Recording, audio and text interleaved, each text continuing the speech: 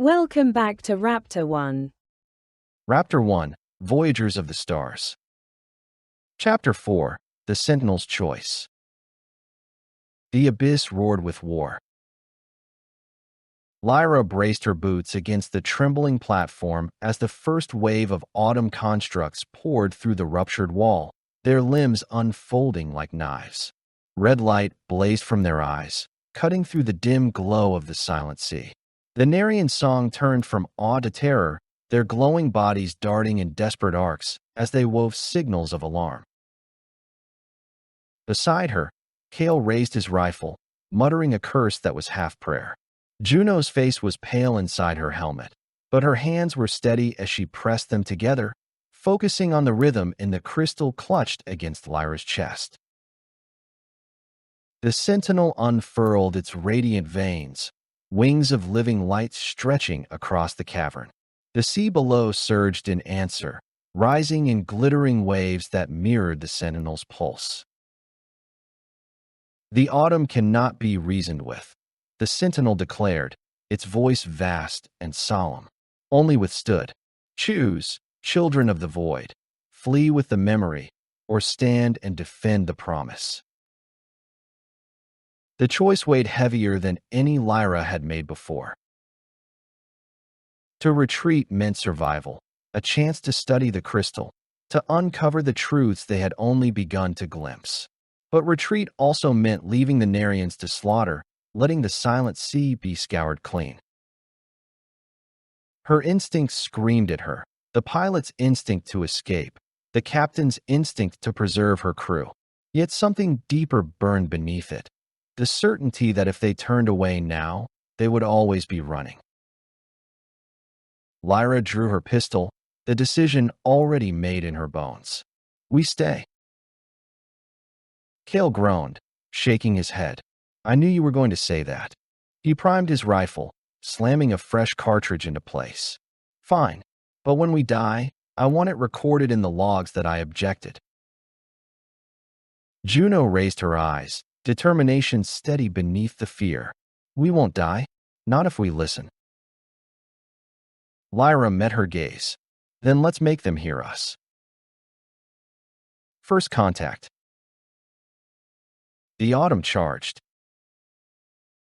The constructs moved with precision, their limbs whirring as they fired beams of searing red light.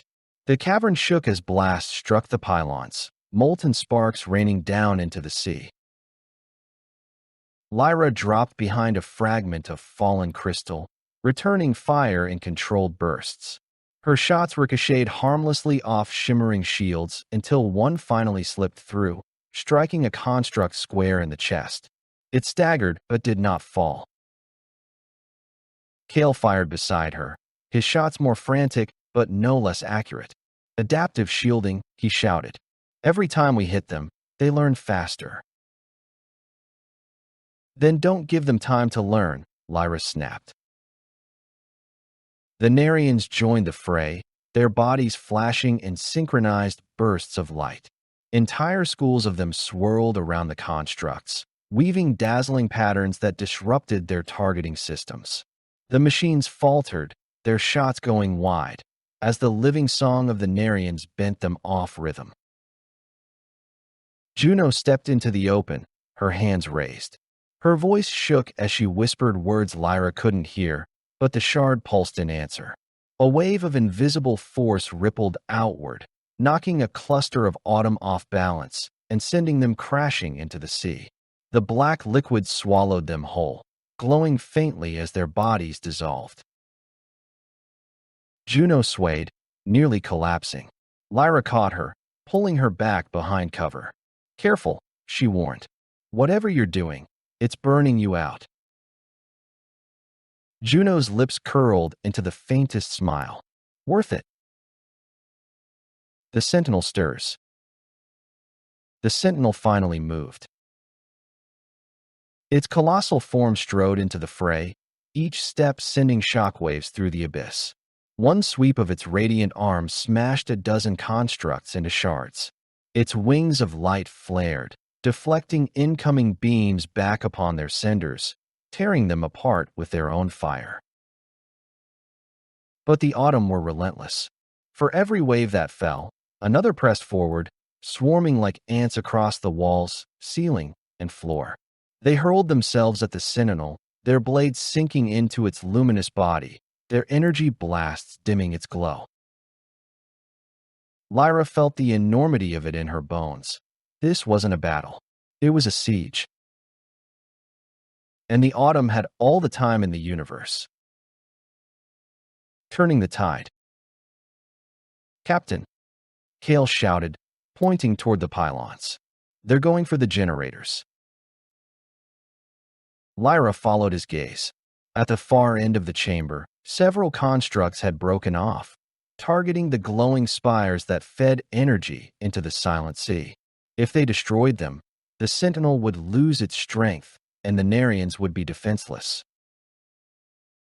"Cover me," Lyra barked. She sprinted across the platform, plasma bolts hissing past her as Kael laid down suppressive fire. She vaulted over fallen debris, sliding into position near the pylons just as the constructs closed in. She fired point-blank, her pistol's muzzle flashing as one construct collapsed in a spray of sparks. Another lunged, its blade hissing as it slashed through the air. Lyra ducked low, rolling beneath its strike, and drove her blade into the seam of its leg. The machine toppled, crashing into the sea with a hiss of dissolution. But more came. Too many. The Sentinel's voice filled her ears. "The crystal. Use it."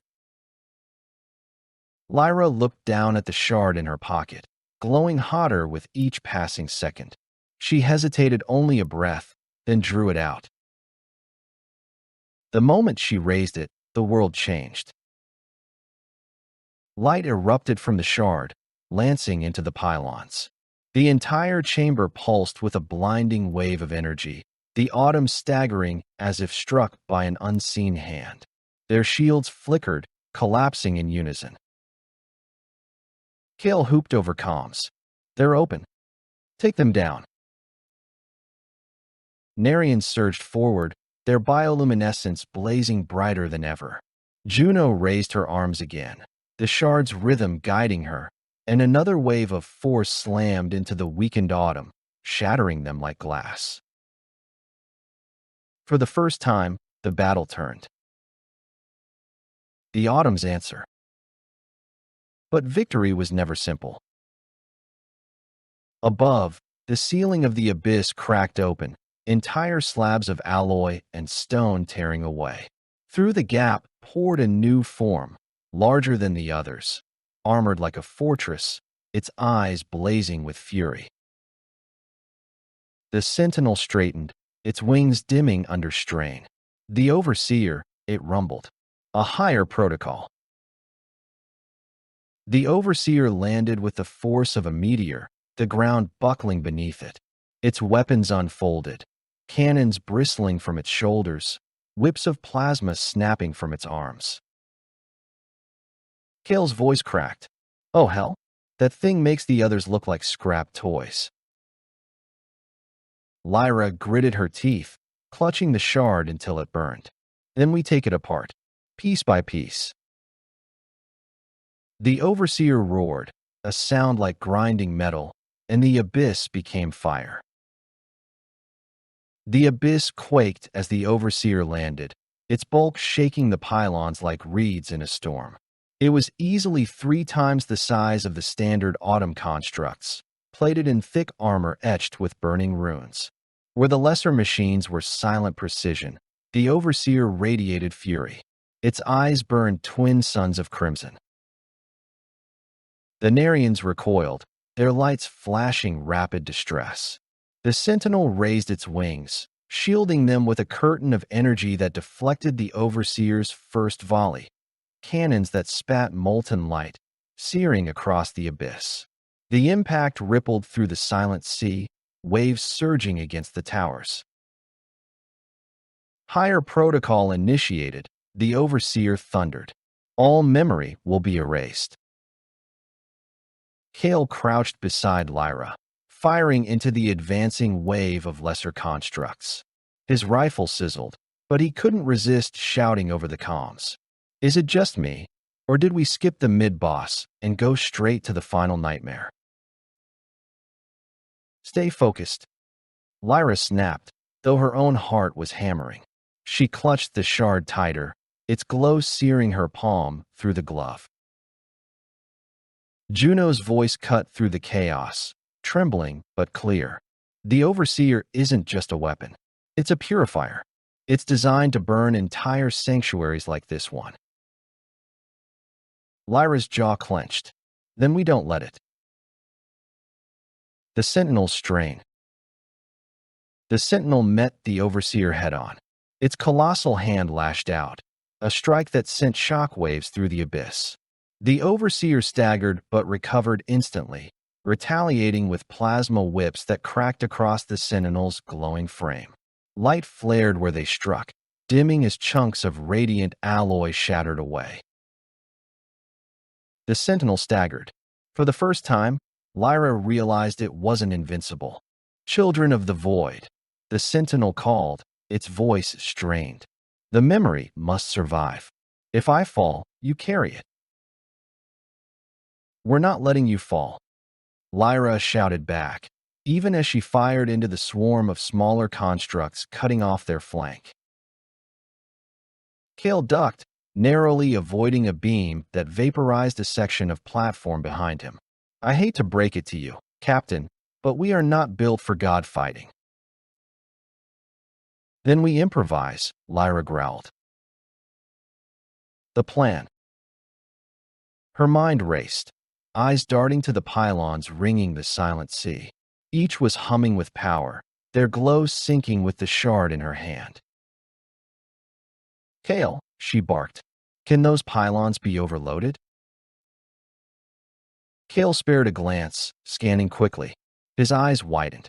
Yeah, and if we do it, the energy would make a blast big enough to fry everything in this chamber, including us. Not if we channel it, Lyra said, through the shard.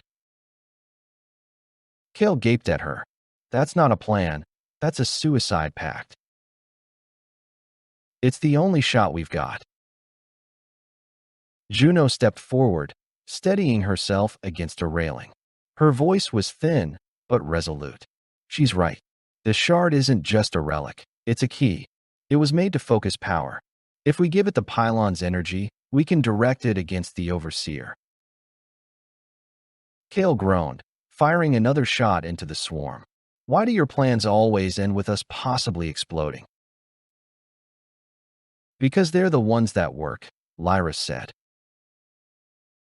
The execution. They moved. Lyra sprinted toward the nearest pylon, Kael covering her with frantic fire.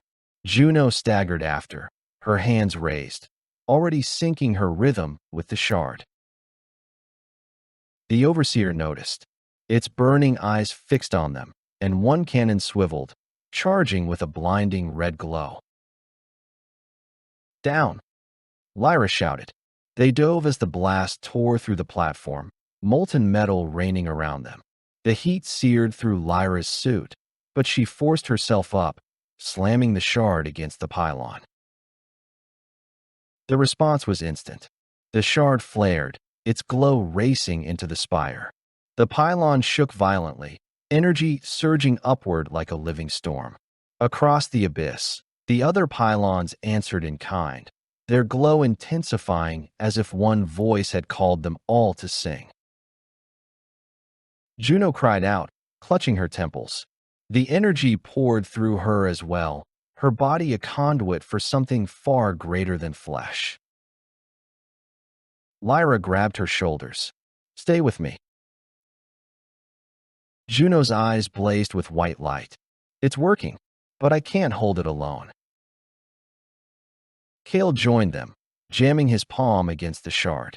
Energy scorched his glove, but he gritted his teeth and held fast. Then you're not alone.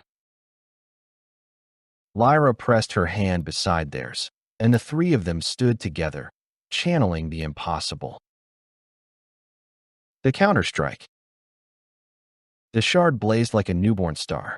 A beam of pure energy lanced outward, striking the Overseer square in the chest. The construct staggered, its shields collapsing under the focused assault. Cracks spread across its armor, glowing white-hot. It roared, a sound of grinding metal and corrupted code, and swung its plasma whips desperately. The Sentinel surged forward, seizing the moment. Its radiant arm plunged into the Overseer's chest, tearing through alloy and runes. With a final, shuddering scream, the Overseer collapsed, its body exploding in a cascade of molten fragments that dissolved into the silent sea. The shockwave rocked the chamber, sending waves crashing against the towers. Silence followed.